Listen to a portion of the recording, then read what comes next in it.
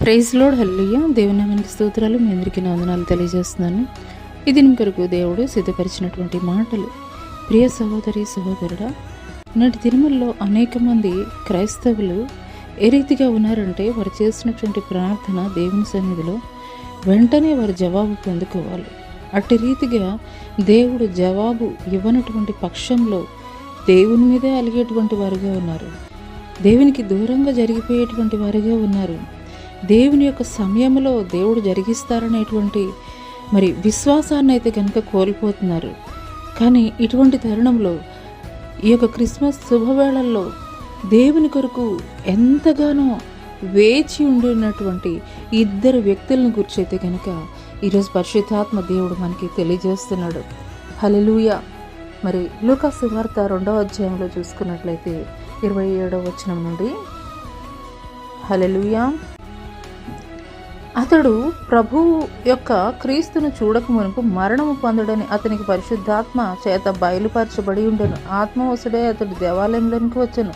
అంతటి ధర్మశాస్త్ర పద్ధతి చొప్పున ఆయన విషయమై జరిగించుటకు తల్లిదండ్రుల శిశువైన యేసుని దేవాలయంలోనికి తీసుకుని వచ్చినప్పుడు, నాథా, ఇప్పుడు నీ మాట చొప్పున సమాధానంతో నీ దాసుని పోనిచ్చుచున్నావు. అన్యజనులకు నిన్ను బయలుపరచుటకు వెలుగుగాను, నీ ప్రజలైన ఇశ్రాయేలుకు మహిమగాను నువ్వు సకల ప్రజల ఎదుట సిద్ధపరిచిన నీ రక్షను నేను కన్నులారా చూచి తిని.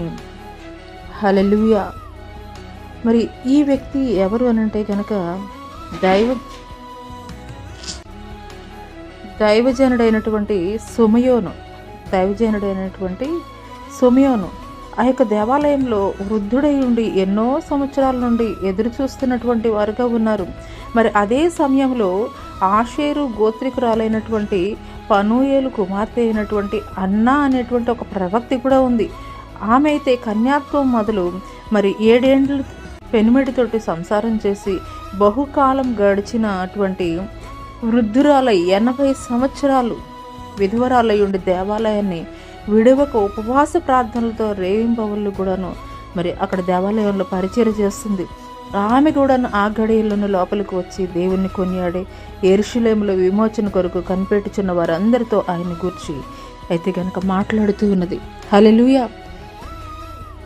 ఈ యొక్క అన్న అనేటువంటి ప్రవక్తిని చూసుకున్నట్లయితే గనక ఆమె భర్త మరణించిన తర్వాత ఆమె విధవరాలుగానే 80 సంవత్సరాల వరకు కూడాను దేవాలయాన్ని విడిచిపెట్టక పరిచర్య చేస్తూ ఉపవాసములతో దేవుని కొరకు కనిపెడుతూ ఉన్నది.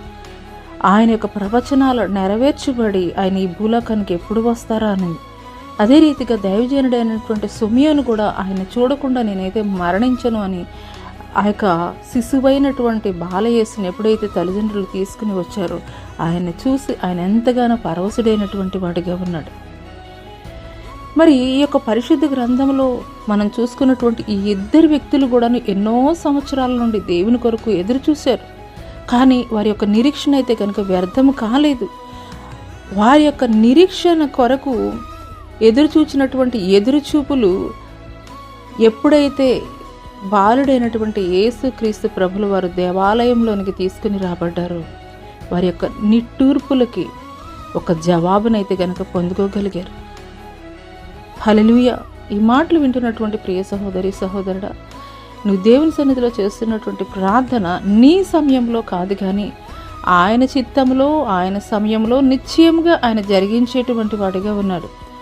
ఒక అన్నా ప్రవక్తిని దైవజనుడు ఒక సుమయోను ఎంతగానో ఎదురు చూచినటువంటి వారిగా ఉన్నారు. వారి నిరీక్షణ వ్యర్థం కాలేదు. వారి నిరీక్షణకి ఆధారమైనటువంటి యేసుక్రీస్తు ప్రభుల వారు వారి కన్నుల ఎదుట కనిపించినప్పుడు వారు ఎంతగానో ఆనందించినటువంటి వారిగా ఉన్నారు. నిశ్చయంగా నీ జీవితంలో నీ నిరీక్షణ వ్యర్థం కాదు. ఆయన సమయంలో శ్రేష్టమైనటువంటి ఫలములు ఆయన నీకిచ్చు నిమిత్తమే ఆయన ఆలస్యం జరిగిస్తున్నాడు.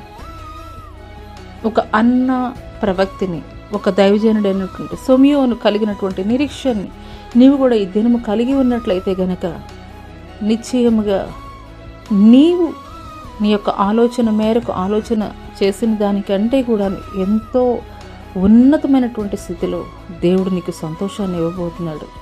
అటి కృప దేవుడు నీకు దయచేయనుగాక. ఆమెన్.